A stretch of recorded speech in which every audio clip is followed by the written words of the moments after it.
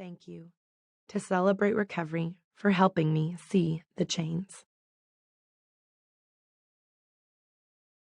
Forward. When you first meet Lauren Chandler, you wouldn't think she's a woman who's rode out a tsunami. I met Lauren in an island of stillness up in the hill country of Texas. We set out in the quiet of slanting sun. Lauren spoke with a steadying calm, like the clearing surface of reflective water.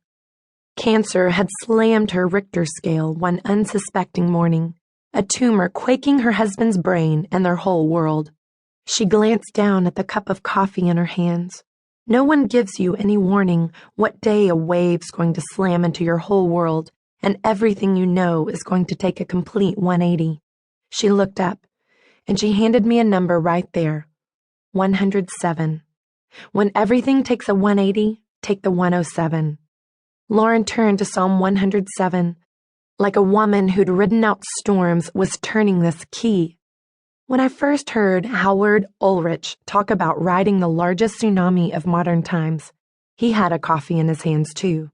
Howard had gotten up that morning with absolutely no warning that a monster wave, taller than the Empire State Building, would literally slam into him and his boy. He and his 8-year-old son, Sonny, had anchored on the south side of Lituya Bay in a place called Anchorage Cove. Some went down to the sea in ships, doing business on the great waters. Psalm 107:23. Howard had said, all was smooth. It was a quiet and peaceful anchorage. There can be unwavering peace today when an uncertain tomorrow is trusted to an unchanging God. With no notice, Howard's boat, Howard's boy, the bay, the circling mountains, the earth shook with one violent 7.8 earthquake.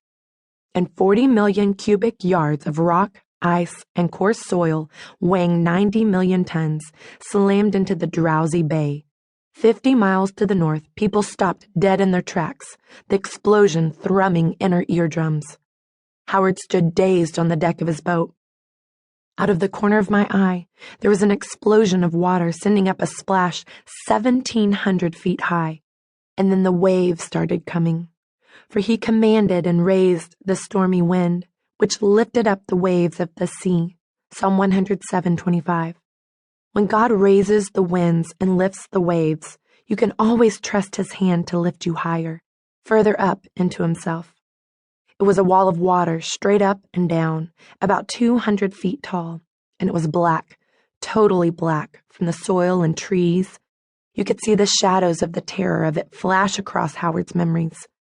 That whole wave was traveling about 70 miles per hour, but it was strangely silent. I've known that before. The strange silence of the encroaching crisis. I've known that too.